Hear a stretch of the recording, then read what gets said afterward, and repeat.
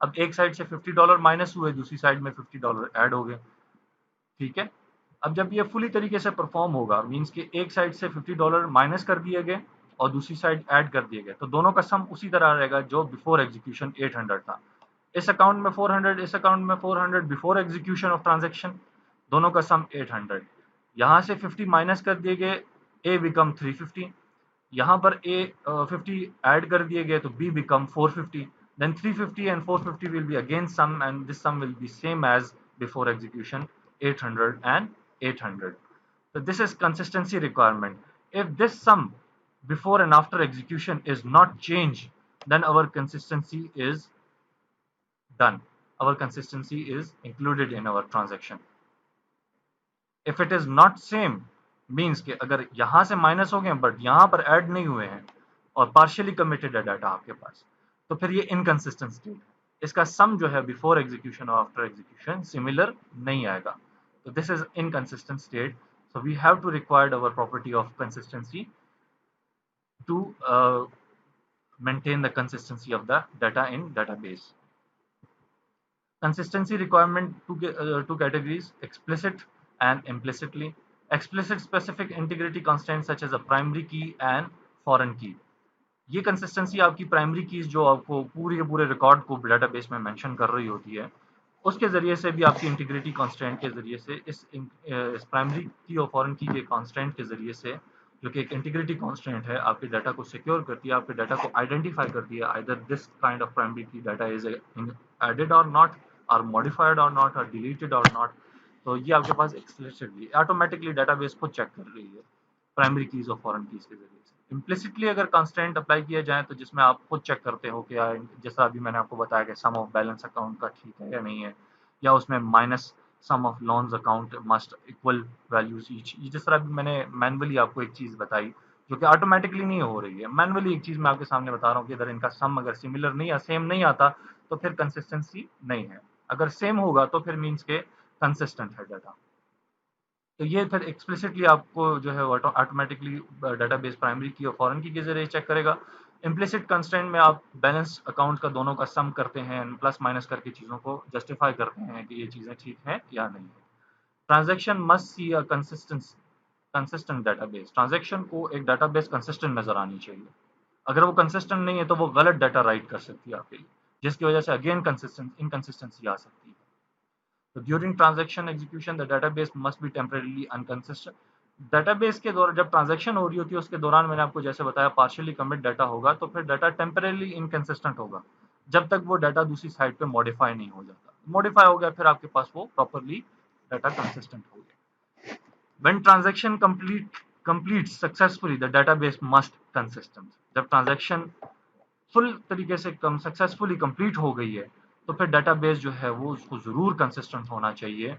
Erroneous transaction logically can lead to inconsistency. अगर किसी transaction में कोई एरर वगैरह है या कोई प्रॉब्लमेटिक चीजें हैं या कोई वायरसली अटैक हो रहा है चीज को, तो फिर आपके पास उस सिचुएशन में भी डाटा इनकंसिस्टेंट होना चाहिए. उस दौरान भी आपने जरूर उसको देखना है कि आपकी कोई ऐसी इनकंसिस्टेंसी किसी एरेनियस ट्रांजैक्शन की वजह से तो परफॉर्म नहीं हो रही है आफ्टर कंप्लीशन ऑफ ट्रांजैक्शन के बाद भी.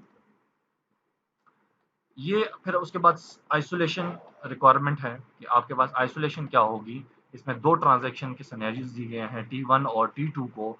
तो T1 जैसे पार्शियली कमिट होती है तो उसके बाद T2 आ जाती है और T2 डाटा को राइट कर देती है, फिर रीड कर देती है, A प्लस बी कैलकुलेट करके उसको खत्म कर देती है. अब ये जस्ट रीड कर रही है और राइट कर रही है और एक ऑपरेशन परफॉर्म कर रही है, प्रिंट कर रही है दोनों का सम, ठीक है. यहाँ पर इसमें कोई ऐसी चीज नहीं है कि वो कोई डाटा को राइट करके मॉडिफाई कर रही है, बस सिर्फ सिंपल रीड करके देन उसको प्रिंट कर रही है, ठीक है. वो रिजल्ट आपके सामने दे रही है. तो जो ए में आपके पास अकाउंट का बैलेंस है माइनस हुआ, ठीक है, और जो बी में आपके पास अकाउंट का बैलेंस है वो अभी माइनस नहीं हुआ, ठीक है, क्योंकि उसमें अभी वो सेकंड स्टेप में गया ही नहीं है. पार्शियली कमिट के बाद अभी T1 आगे गई नहीं है. इस दौरान T2 ने जो है वो दोनों के बैलेंस मांग लिए हैं कि ए में कितना बैलेंस है, बी में कितना बैलेंस है, दोनों का सम उसने प्रिंट कर दिया, ठीक है. तो ये एक नॉर्मल ट्रांजैक्शन थी. इसको आइसोलेशन, इसको वो वेट कराने देता है जब तक ये सिर्फ चेक कर रहा है कि मेरा कोई प्रॉब्लम तो नहीं है. अगर प्रॉब्लम है तो फिर मैं अभी ये T2 को परफॉर्म होने नहीं देता, और T2 अपनी ये सिर्फ चेक ले सकता है कि जो चीज़ें आपके पास हैं वो अभी ठीक तरीके से परफॉर्म हो नहीं रही हैं। अभी फ़िलहाल T1 मॉडिफ़िकेशन कर रही है, ए साइड पे मॉडिफ़िकेशन होगी, दूसरी साइड पे उसको अपडेट करना ज़रूरी है। जब तक वो ख़त्म नहीं होता, फिर T2 जो मॉडिफ़िकेशन कराए स्प्रिंट के अलावा फिर वो जो चीज़ इसके अंदर परफॉर्म करना चाहे वो कर सकती है। तो this is called isolation. One transaction should wait for first one transaction which is executing, which is still in execution process. Execution can ensure a trivially by running a transaction serially.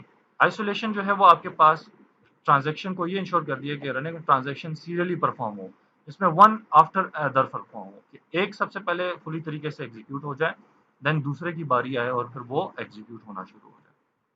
However, execution of multiple transactions concurrently has significant benefits, as we will see later. जिस तरह अब ये serially भी है लेकिन इसमें कुछ problems भी हैं, इफेक्ट्स भी आते हैं. एक एक जो है वो ट्रांजैक्शन दूसरी ट्रांजैक्शन में इफेक्ट्स भी क्रिएट करती है कंकरेंसी, लेकिन इससे हमारी ट्रांजैक्शन जब कंकरेंटली परफॉर्म होती है तो हमारे पास कुछ बेनिफिट्स भी मिलते हैं. वो बेनिफिट्स हमारे लिए क्या है कि हमारी जो ट्रांजैक्शन है वो बड़े मल्टीपल ट्रांजैक्शन में जो डेटाबेस है वो बड़ा एफिशिएंट वे में काम कर रहा होता है, बड़ा तेज़ी में मल्टीपल काम या मल्टीपल टास्क परफॉर्म कर रहा होता है. तो वो कैसे है ये हम आगे देखते हैं. कंकरेंट एग्जीक्यूशन में आपके पास मल्टीपल ट्रांजैक्शंस की वजह से क्या चीज़ें होती हैं ये आपके सामने भी आ रही हैं. इसमें जो है वो इंक्रीज प्रोसेसिंग आपकी इंक्रीज हो जाती है और डिस्क यूटिलाइजेशन आपकी इंक्रीज हो जाती है, तो जिसकी वजह से हमें ट्रांजैक्शन की थ्रूपुट जो है वो बेटर मिलती है. आपके पास बहुत सी ऐसी चीज़ें जो कि वेटिंग में चली जाती हैं, उसके लिए अगर आपकी प्रोसेसिंग इंक्रीज हो जाए, डिस्क की यूटिलाइजेशन इंक्रीज हो जाए तो वो काम जल्दी हो जाते हैं. तो मल्टीपल रुके हुए काम जो एक सीपीयू के एंड पे पड़े हुए हैं वो फिर तेज़ी से परफॉर्म होना शुरू हो जाते हैं. One transaction can using a CPU while another is reading from और राइटिंग टू द डेस्क. तो एक सिर्फ सीपीयू ट्रांजेक्शन सीपीयू यूज कर रही है, दूसरी जो है उसकी रीडिंग और राइटिंग परफॉर्म कर रही है, तो फुली तरीके से कमिटमेंट परफॉर्म एग्जीक्यूशन परफॉर्म कर रही है. दूसरी चीज जो कंकरेंट एग्जीक्यूशन के अंदर है वो है reduce average response time for transaction. Shorter transaction need not wait behind the longer one. अब ऐसा होता है कि आपके पास कुछ ट्रांजेक्शन कम वक्त लेती हैं, कुछ ट्रांजेक्शन ज़्यादा वक्त लेती हैं. कम वक्त लेने का मकसद कि उसके अंदर कम ऑपरेशंस परफॉर्म हो रहे होते हैं, उनकी एग्जीक्यूशन कम होती है. और जो लॉन्ग आपके पास ट्रांजेक्शन्स होती हैं जिनका टाइम भी ज़्यादा होता है. अब इस दौरान अगर एक लॉन्ग ट्रांजेक्शन परफॉर्म हो रही है और अगर आप कंकरेंट एग्जीक्यूशन नहीं करते हैं तो फिर शॉर्ट ट्रांजेक्शन्स जितनी भी हैं छोटी छोटी वो वेट करती जाएंगी. अब उनको वेट कराने की बजाय उनकी एग्जीक्यूशन भी परफॉर्म कर दी जाए तो इस तरह हमारा जो रिस्पांस टाइम है डेटाबेस मैनेजमेंट सिस्टम का वो जो है वो कम हो जाता है. वो किसी को ट्रांजैक्शन को वेट नहीं करवाती है और साथ में ही मल्टीपल ट्रांजैक्शन एग्जीक्यूट कर देती है. कंकरेंसी कंट्रोल स्कीम्स हमारे पास कुछ मैकेनिज्म्स हैं उसके जिसमें हम आइसोलेशन जो है वो अचीव करते हैं. That is to control the interaction among the concurrent transaction in order to prevent them from destroying the consistency of the database. Destroying the consistency of the database and also destroying the execution of other transaction. जिस तरह अभी हमने पीछे उसमें states पढ़ी और states में हमने पार्शियली कमिटेड डाटा को फेल होते हुए देखा और फिर उसको रीस्टार्ट होते हुए या रोल बैक होते हुए देखा, तो वो सारी की सारी चीज़ें अब कंकरेंसी कंट्रोल के अंदर आ जाती हैं. कि एक तो डेटाबेस मल्टीपल ट्रांजैक्शन परफॉर्म हो रही हैं, उसमें डेटाबेस आपका इनकंसिस्टेंट ना हो जाए, उसमें रेदर एक साइड की मॉडिफिकेशन दूसरी साइड की मॉडिफिकेशन क्लियरली आपके सामने नजर आए और उसको अच्छे तरीके से उसको परसिस्ट करे, वो ड्यूरेबल फॉर्म में आपके सामने परफॉर्म हो रही हो, आपकी इनकंसिस्टेंसी ना आ रही हो डेटाबेस में कोई डाटा वैल्यू या डाटा आइटम लॉस ना हो रही हो, किसी किस्म की कोई डिस्ट्रॉइंग पोजीशन या डिस्ट्रक्टिव पोजीशन जो है वो आपके सामने ना आए डेटाबेस की. कंकरेंसी कंट्रोल स्कीम्स हम इसलिए इम्प्लीमेंट करते हैं. अब इसके आगे आपके पास आ जाते हैं स्केड्यूल्स. स्केड्यूल्स में आपके पास sequence of instructions that specifying the chronological order in which construction or instruction of a concurrent transactions are executed. Sequence जो आपके क्रिएट हो रहे होते हैं, स्केड्यूल बाकायदा प्रिपेयर भी इसी चीज़ के लिए होते हैं कि आप किसी भी चीज़ के सीक्वेंस क्रिएट कर रहे हैं, सीक्वेंस वाइज उनकी एग्जीक्यूशन परफॉर्म करें. रन टाइम पे अगर आपके पास मल्टीपल ट्रांजैक्शन आ रही हैं तो मल्टीपल ट्रांजैक्शन की एग्जीक्यूशन, उनके इंस्ट्रक्शन की एग्जीक्यूशन उनको एक क्रोनोलॉजिकल ऑर्डर में दे दिया जाए. एक ऑर्डर के जिसमें आप बाकायदा एक सीक्वेंस क्रिएट करें, एक के बाद दूसरी ट्रांजैक्शन, दूसरी के बाद तीसरी ट्रांजैक्शन, एक बाकायदा ऑर्डर के जरिए एक सीरियल वे में जो है वो चीज़ें परफॉर्म हो. स्केड्यूल आपके पास जो है वो सेट ऑफ ट्रांजैक्शन है must consist of all instruction of those transaction, जिसके पास सारी की सारी इंस्ट्रक्शन मौजूद हो उन ऑल ट्रांजेक्शन की, ठीक है। तो वो हम सारी की सारी स्केड्यूल में सेव करवा देते हैं, और सेट ऑफ ट्रांजेक्शन जो है उसके अंदर एक के बाद दूसरे एक ऑर्डर फॉर्म में, क्रोनोलॉजिकल ऑर्डर फॉर्म में जो है वो आपके पास प्लेस्ड हो रही होती हैं। Must preserve the order in which the instruction appear in each individual. अब तो ट्रांजैक्शन आपके पास जो है उन तमाम इंस्ट्रक्शन उनकी अपनी इंस्ट्रक्शन के साथ यहाँ पर एक ऑर्डर में सेव हो रही है, लेकिन साथ ही साथ में उन इंस्ट्रक्शन को भी बाकायदा एक ऑर्डर दे दिया गया है, कौन सी इंस्ट्रक्शन ने उस एक सिंगल ट्रांजेक्शन के अंदर किस टाइम पे परफॉर्म हो रहा है या किस ऑर्डर पे परफॉर्म होना है। तो ये बाकायदा एक स्केड्यूल प्रिपरेशन की बात इसी में आ जाती है कि वो अच्छे तरीके से हर एक चीज का ऑर्डर मेंटेन कर देता है, और उस ऑर्डर मेंटेनेंस के दौरान फिर वो इन अ प्रॉपर वे एक ट्रांजेक्शन को दूसरी ट्रांजेक्शन का वेट कराने देता है। A transaction that successfully completed its execution will have a commit instruction as the last statement। जब ट्रांजेक्शन आपके पास फुली कमिट हो जाती है या कंप्लीट हो जाती है, तो उसको उसकी लास्ट इंस्ट्रक्शन तक जाकर कमिट करना, ये सारा एक स्केड्यूल का काम है कि कौन सी ट्रांजेक्शन की जो है वो कौन सी लास्ट इंस्ट्रक्शन है जो कि एग्जीक्यूट होनी होगी, और उसकी कंप्लीट होने के बाद देन उसको वो कमिट कर देगा schedule. By default transaction assume to be execute commit instruction as it is last step. By default तो आपके पास ट्रांजेक्शन जब लास्ट स्टेप में पहुंच जाती है, अपने लास्ट इंस्ट्रक्शन स्टेप पे पहुंच जाती है, तो वो उसको कमिट कर देता है। लेकिन बाजूकात कुछ ऐसी सिचुएशन भी आ जाती है कि वो लास्ट स्टेज तक नहीं पहुंच पाती है, बीच में और ट्रांजेक्शन आ जाती है, उनको हैंडल करना और फिर चीज़ों को देखना वो स्केड्यूल का ही सारा काम है कंकरेंसी के लिए। A transaction that failed to successfully complete its execution will have abort instruction। तो फिर स्केड्यूल का काम है कि वो उसको अबॉर्ट कर दे।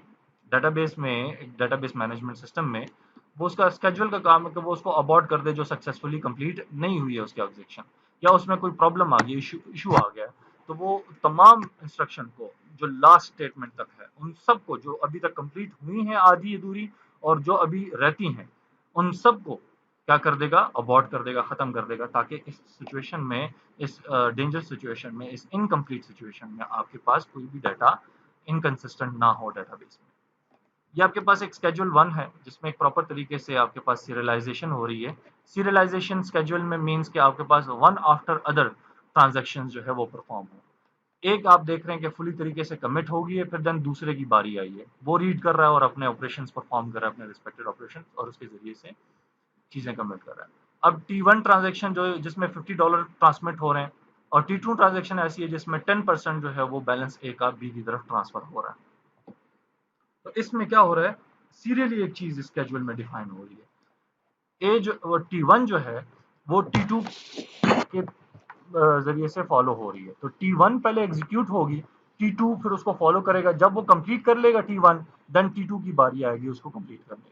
इसी तरह स्केड्यूल नंबर 2 आ जाता है जिसमें T2 जो है वो T1 से फॉलो हो रहा है, तो आप T2 पहले कंप्लीट होगी अच्छे तरीके से, और फिर जो उसको फॉलो करने वाली T1 ट्रांजेक्शन है वो उसके बाद अपनी एग्जीक्यूशन स्टार्ट करेगी जब वो फुली तरीके से T2 को कमिट कर देता है। तो ये आपके पास बाकायदा एक प्रॉपर वे, एक सीरियल स्केड्यूल आपके पास क्रिएट हो गया है, जो कि आप ये मेंशन कर लीजिए। अच्छा, अब इस स्केड्यूल में आपके पास चूंकि सीरियलाइजेबिलिटी नहीं है, अब यहाँ पर एक ट्रांजैक्शन पार्शियली कमिट होती है, फिर दूसरा अपनी ट्रांजैक्शन शुरू कर देता है, और वो पार्शियली कमिट होता है, फिर अगले की बारी आती है तो वो अपने आप को फुली कमिट करती है और फिर देन वापस दूसरे की तरफ रिटर्न होती है। तो इसमें ये सिमिलर बिहेवियर तो दे रहा है आपके पास स्केड्यूल 1 की तरह, कि पहले T1 जो है वो एग्जीक्यूट हो रहा है अच्छे तरीके से, लेकिन उसमें एक इंटरप्ट आ गई है T2 की, कि वो पार्शियली कमिट के टाइम पे अपने आप को भी पार्शियली कमिट कर देता है, और फिर देन अगले को बारी देता है और वो अपनी आपको फुल कमिट कर देता है। अब ये नॉन सीरियल है, इसमें सीरियलाइजेबिलिटी नहीं है, मतलब एक सीक्वेंस नहीं चल रहा, मिक्स अप चीजें बीच में चल रही हैं। ठीक है, T1 भी और T2 भी एक दूसरे को जो है वो बारी बारी एक दूसरे को मौका दे रहे हैं ताकि वो परफॉर्म हो सके। तो इसमें जो जिस तरह आपके पास A प्लस बी आपके पास, जैसा शुरू में मैंने बताया कंसिस्टेंसी के लिए, इम्प्लिसिट कंसिस्टेंसी चेक जो है वो हमारे पास हम करते हैं कि बिफोर एग्जीक्यूशन ऑफ ट्रांजेक्शन जो सम A प्लस बी का है, और after execution of transaction A plus B का सम जो है वो प्रिजर्व होना चाहिए, वो सिमिलर होना चाहिए। तो ये ऑल इन 1 2 3 स्केड्यूल जितने हमने पढ़े, ये 1 2 3 इनमें ये काम हो रहा है। लेकिन जब इसके बाद हम स्केड्यूल पढ़ते हैं, स्केड्यूल नंबर 4, तो उसमें फिर ये ए प्लस बी प्रिजर्व नहीं होता। तो उसमें क्योंकि आपके पास ये डिफरेंट कॉन्फ्लिक्ट्स आना शुरू हो जाते हैं। कॉन्फ्लिक्ट्स मीन कि आपके पास एक डाटा रीड हो रहा है, उसी टाइम पे दूसरा भी डाटा रीड होना शुरू हो गया ट्रांजेक्शन। उसने राइट कर दिया और फिर नेक्स्ट को रीड कर दिया। मतलब एक चीजें बिगाड़ में आ रही है, ना पार्शियली स्टेट की कोई समझ आ रही है कमिटमेंट की, ना किसी कोई ऐसी चीज की सिनेरियो की समझ आ रही है जिसमें कोई चीज सीरियलेबली एग्जीक्यूट हो रही है। बस मिक्स अप एक चीजें चल रही हैं, एक रीड कर रहा है, दूसरा रीड कर रहा है, फिर देन राइट कर रहा है, फिर अगले को राइट रीड कर दिया, और फिर उसकी बारी आई तो वो पहले उसने भी रीड किया था, अब उसको वो राइट करना शुरू करेगा, फिर देन रीड करेगा, और फिर कमिट करने के बाद अगले की बारी आएगी। अब ये एग्जीक्यूशन तो परफॉर्म हो गई है, लेकिन इसमें ये मुश्किल आ गई है कि आपके पास जो ए प्लस बी का जो कंसिस्टेंसी स्टेट का एक इम्प्लिसिट चेक है, वो आपके पास जो है वो ठीक तरीके से प्रिजर्व नहीं होगा, उसकी कंसिस्टेंसी जो है वो ठीक तरीके से चेक नहीं होगी, मेंटेन नहीं होगी। एक कंकरेंट स्केड्यूल का एक लास्ट हमारे पास एक डेंजरस सिचुएशन है स्केड्यूल की, कि उस दौरान फिर वो किस तरह से डेटाबेस अपने आप को कंसिस्टेंट स्टेट की तरफ लेकर आती है। सीरियलाइजेबिलिटी आपके पास क्या चीज़ है, जैसे हमने पीछे सिनेरियो में देखा, स्केड्यूल जो है वो सीरियली एग्जीक्यूट हो रहे हैं, एक के बाद दूसरे स्केड्यूल ट्रांजैक्शन की बारी आ रही है, वो सीरियली एक ऑर्डर में परफॉर्म हो रहे हैं, तो ये सीरियलाइजेबिलिटी है। तो इसमें आपके पास सीरियलाइजेबिलिटी जब हम मेंटेन करते हैं, जिस तरह हमने पहले दूसरे दो में हमने जो है वो देखी कि एक सीरियलाइजेबिलिटी प्रॉपर वे में एग्जीक्यूट हो रही है, तो उसमें कंसिस्टेंटी बड़े अच्छे तरीके से हो, बड़े बाकायदा रूल्स के हिसाब से जो है वो डेटाबेस की कंसिस्टेंसी मेंटेन हो रही है। तो सीरियलाइजेबिलिटी स्केड्यूल्स के अंदर होना, ये एक बेसिक कॉन्सेप्ट है हमारे पास डेटाबेस की कंसिस्टेंसी मेंटेन करने के लिए। ठीक है, और सीरियल एग्जीक्यूशन का मतलब भी होता है कि set of transaction preserve database consistency, कि वो डेटाबेस की कंसिस्टेंसी को प्रिजर्व करें। उनकी एग्जीक्यूशन, उनकी सीरियल एग्जीक्यूशन का मकसद ये है कि वो